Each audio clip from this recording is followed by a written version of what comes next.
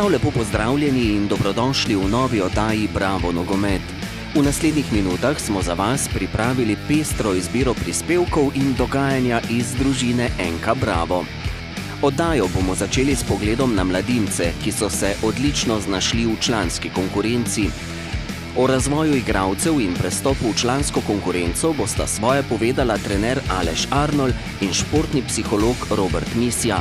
V nadaljevanju se bomo posvetili ekipi AŠK Bravo ter njenemu najboljšemu strelcu sezone Mustafi Nukiću.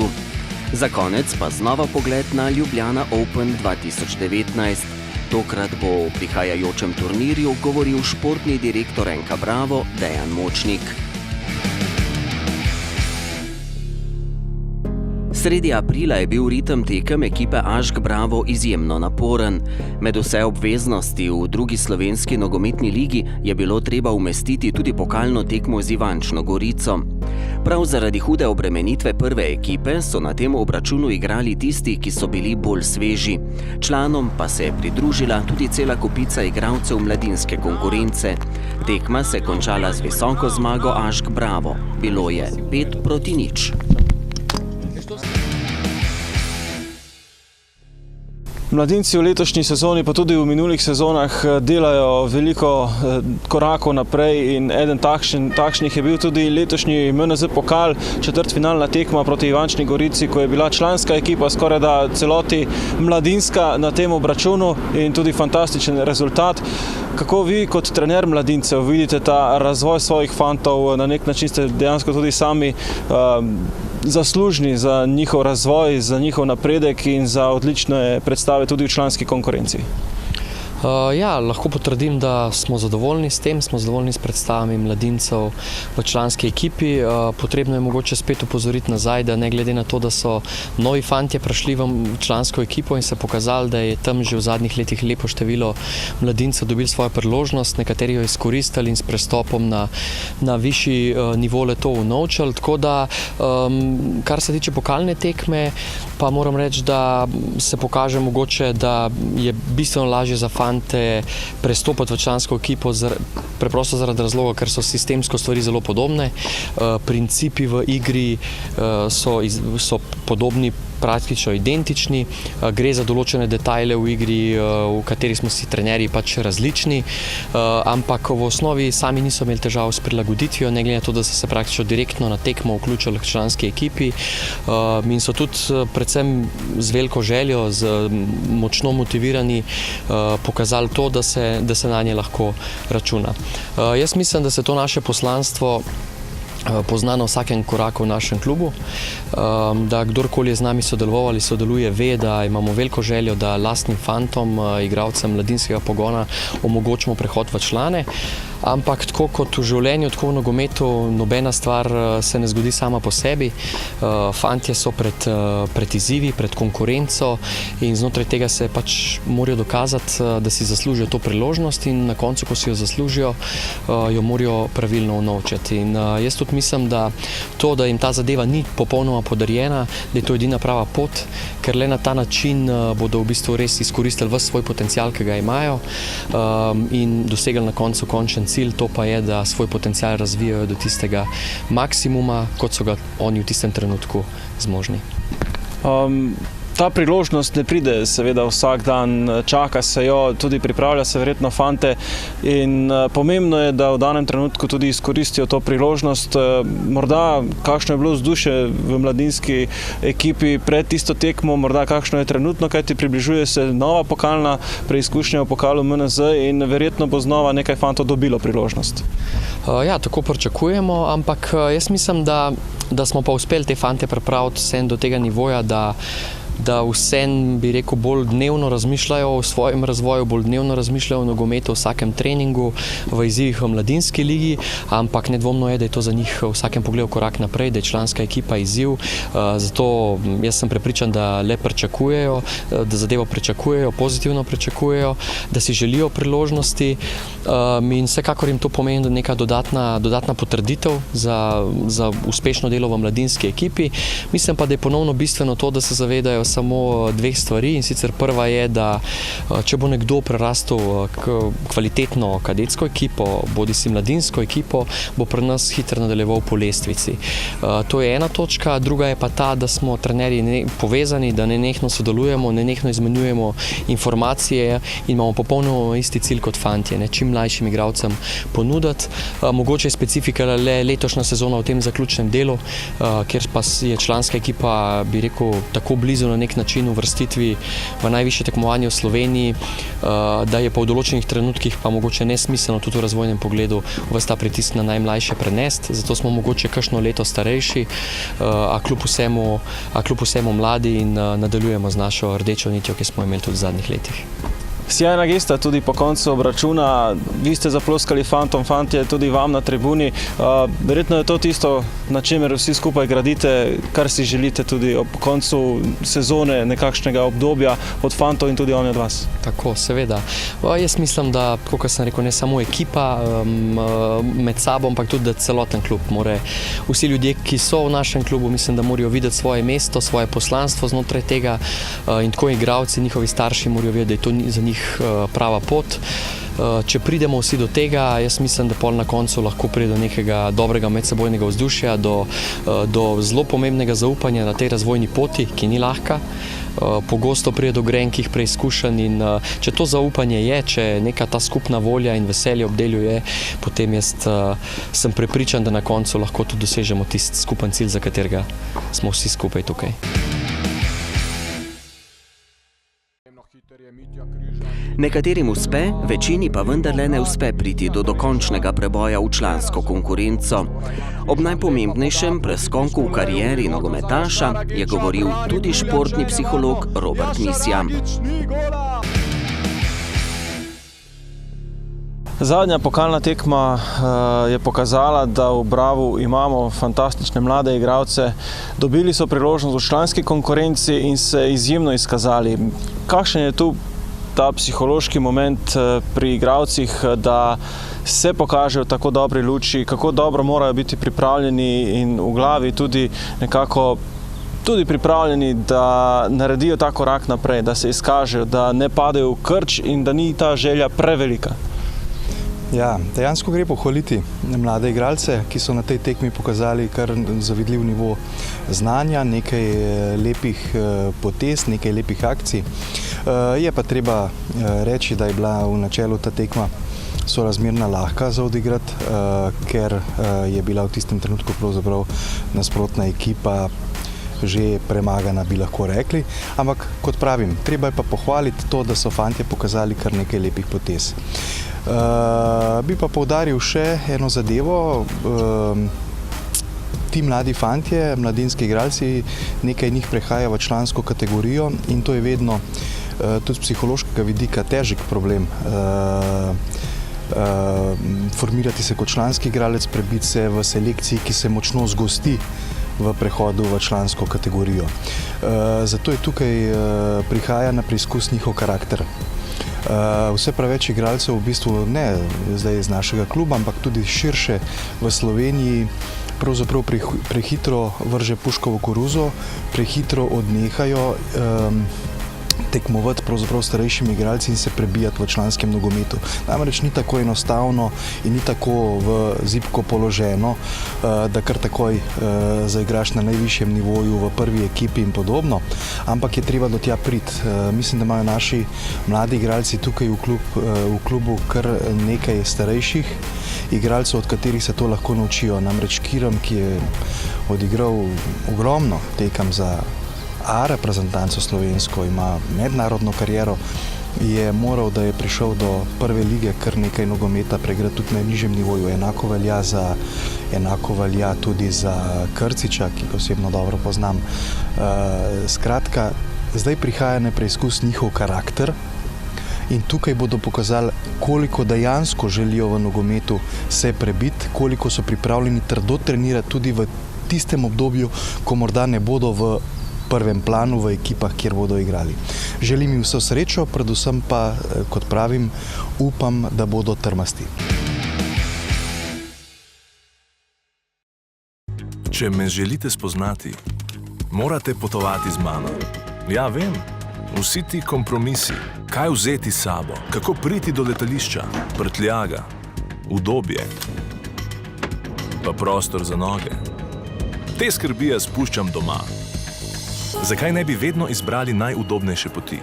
Brez kompromisov. Nomago.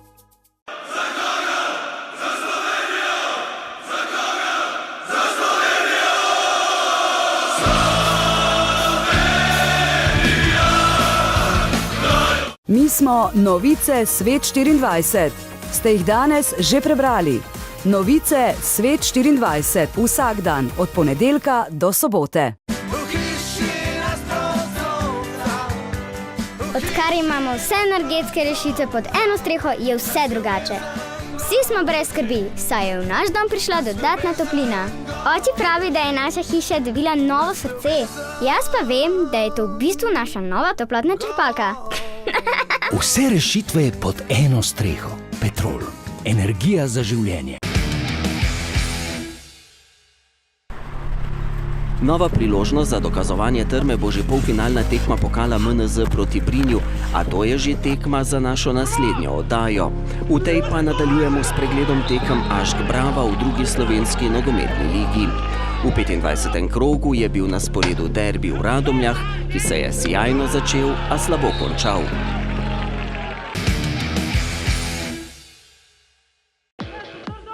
Začenjamo v Radomljah na velikem derbiju med prvo in tretjo uvrščeno ekipo na prvenstveni lestvici Halce Radomlje proti AŠK Bravo. Domačini v tradicionalnih rumeno-črnih dresih, na drugi strani gostje v modro-beli kombinaciji in Ljubljančani so povedli v 9. minuti. Po tejle veliki napaki Anela Hajriča je bil na pravem mestu Luka Žinko. Še enkrat, kako grdo je Hajrič zgrešil žogo, potem pa Žinko za 0:1. V 38. minuti je bilo za domačine še slabše, ponovno v glavni vlogi Luka Žinko, takole je sprožil, na pravem mestu pa Mustafa Nukić za 0:2. Torej odlično so Ljubljančani igrali v tem prvem polčasu in si priigrali visoko prednost pred nadaljevanjem, kajti 0:2 je bil tudi rezultat prvega dela igre. No in za Ljubljančane se je vse skupaj začelo sesuvati v 72. minuti, ko so domačini najprej znižali rezultat na 1:2. Skok je dobil Hajrič, potem pa je bil na pravem mestu Luka Cerar. To pa še ni vse, kar so domačini pokazali na tem obračunu, kajti do konca tekme so popolnoma preobrnili rezultat sebi v prid. V 79. minuti tale situacija, pri žogi je bil strelec prvega zadetka za domače Cerar, lepo je podal na prvovratnico, tam pa Anel Hajrič za 2:2. Nebeški skok najboljšega strelca druge slovenske nogometne lige in rezultat je bil poravnan torej na 2:2. Kot kaže, ta zadetek še dodatno motiviral domačine, ki so potem v 87. minuti na podoben način prišli do zmagovitega gola, ponovno Cerar v sredino, tam pa na pravem mestu popolnoma osamljen Gašper Trdin za 3:2. Poglejte tole slavje domačih nogometašev, pa še enkrat, kako so Ljubljančani zaspali v obrambi in na koncu je to pomenilo, da so doživeli težak poraz v Radomljah s 3:2.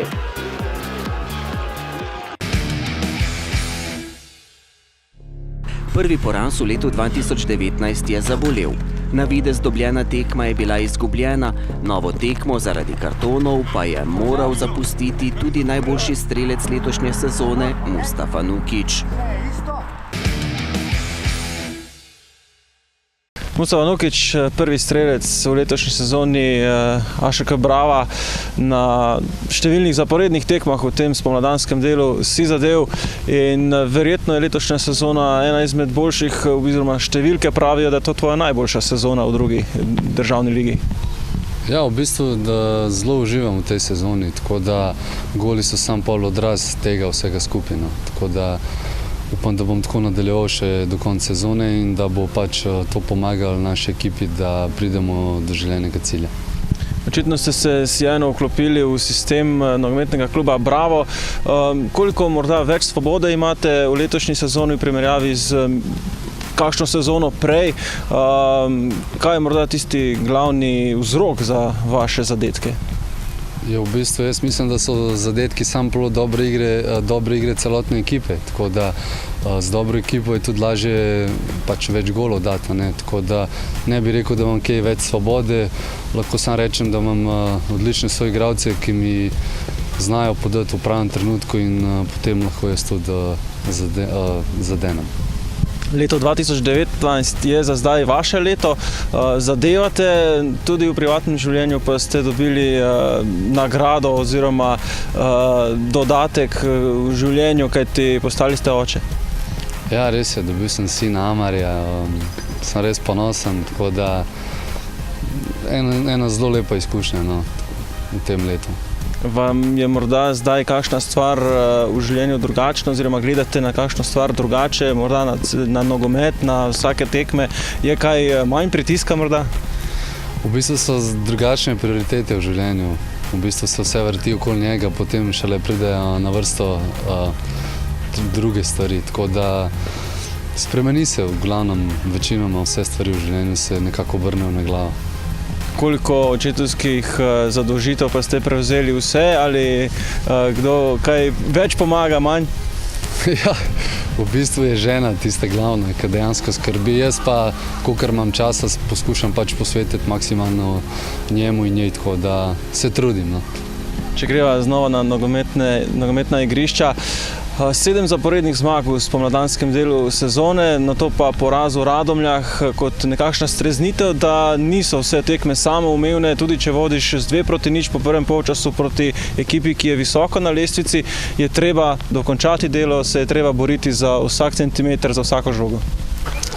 V bistvu ja, na eni tekmi, ker smo res dobro igrali, za moje pojme čudovit prvi polčas, tako da sam nisem pričakoval, da se lahko kaj takega zgodi, ampak še enkrat dokaz, da žoga je okrogla, tako da je vse mogoče v nogometu. Mogoče bomo mi tudi kdaj naredili tak preobrat, tako da treba je pozabiti zdaj na to tekmo, še zmeraj smo prvi, tako da odločamo sami o svoji usodi, do konca še 5 tekem. Treba je samo nadaljevati v takem ritmu, s tako igro, kakor smo jo pokazali pred to tekmo in prvi polčas to tekmo z Radomljami. In jaz mislim, da bomo na koncu veseli. Super, Mustafa Nužić, hvala lepa za tvoj čas. Hvala tebi. Odmisliti slabo izkušnjo in nadaljevati s pozitivnimi stvarmi. To je bila naloga za tekmo z Dekani in misija se je opravila z odlikom. Tokrat začetek ni bil dober, konec pa toliko boljši.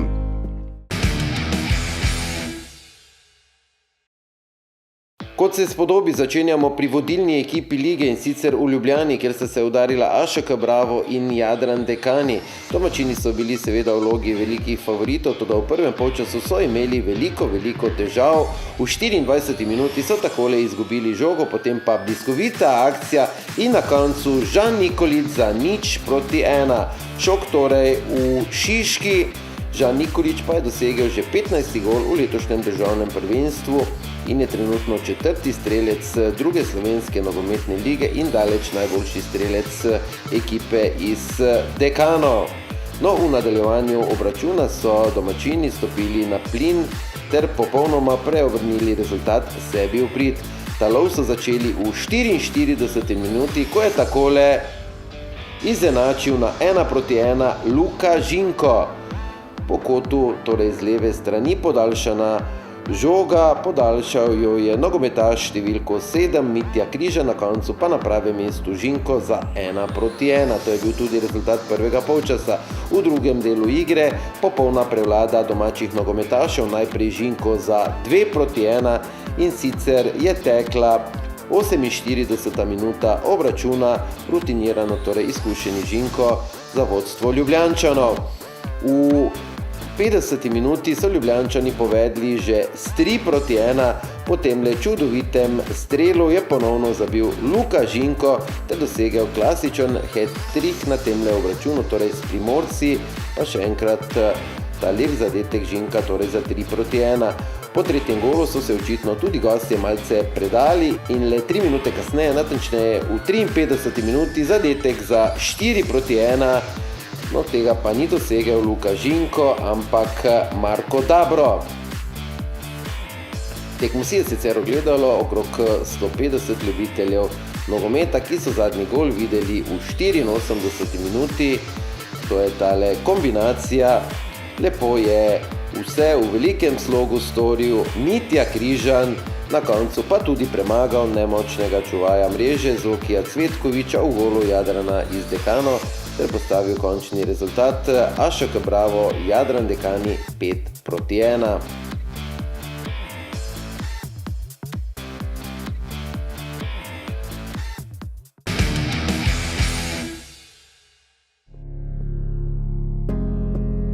Po hitrem vodstvu na tekmi proti Radomljam je prišlo spoznanje, da je treba model igre ohranjati skozi vseh 90 minut tekme.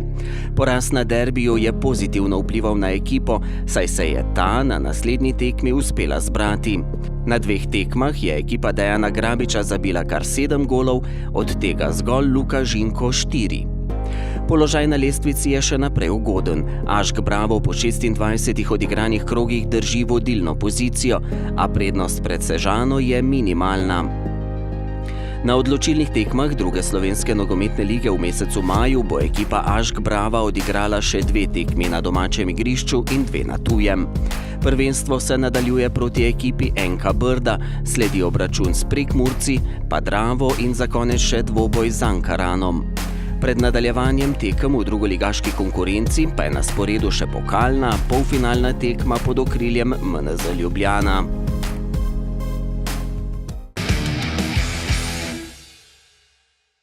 Za konec naše oddaje se bomo znova posvetili mednarodnemu turnirju Ljubljana Open. 12. izvedba tradicionalnega nogometnega praznika v Stožicah se nezadržno približuje, zato je povsem primerno, da vam razkrijemo letošnje udeležence tekmovanja. Športni direktor NK Bravo Dejan Močnik je ob tem razkril še nekaj malenkosti o spremljevalnem programu.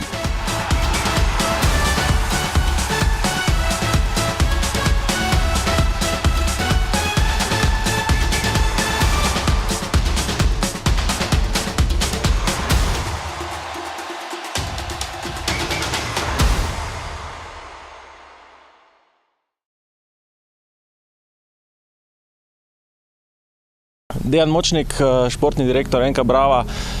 V letošnji sezoni znova Ljubljana Open že 12. leto zaporedoma. Tudi tokrat ste poskrbeli za sjajno udeležbo, mednarodno pestro kombinacijo ekip.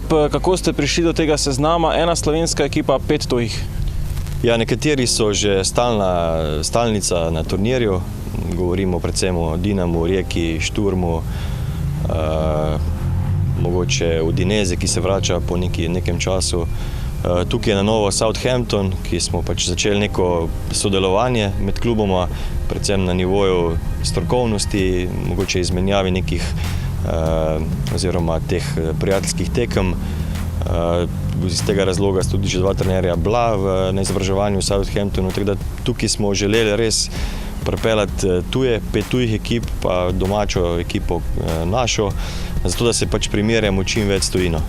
Z domačimi klubi se kar dosti primerjamo, dosti tekem odigramo, prvenstvenih, prijateljskih, tako da smo iz tega razloga šli letos v 5 tujih ekip in 1 domačo. Konkurenca bo močnejša tudi zaradi tega, ker se spreminja sama selekcija, ki bo igrala na turnirju od letošnjega leta naprej U14. Koliko bo to prineslo atraktivnosti, koliko močnejše bodo tekme? Ja, jaz ocenjujem, da bo zagotovo turnir dobil še, bom rekel, več na tej tekmovalnosti, na neki kvaliteti, glede na starostno obdobje, kajti vemo, da v tujih klubih so te selekcije že zelo selekcionirane, tudi pri nas v določeni meri. Gre za starejše fante, ki so nekateri že, bom rekel, lahko odrasli moški. Odločili smo se pa v bistvu zato, ker enostavno turnirja za U14 v širši okolici ni. Po drugi strani pa to neka predpriprava za novo sezono za te fante, ki se začne julija in začnejo tekmovati v državni ligi. In nek zaključek sezone in da vidimo približno, kje smo in kaj nas čaka v naslednji sezoni.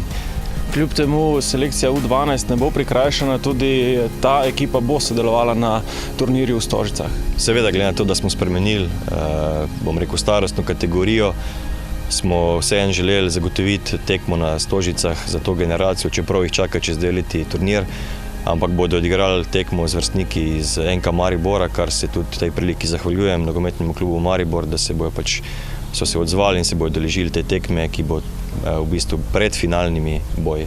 Veliko sprememb, ekipa U14, tudi U12 kot dodatna tekma z NK Mariborom, ampak ne bo samo nogomet v ospredju, tudi pester program ob samem igrišču nas čaka.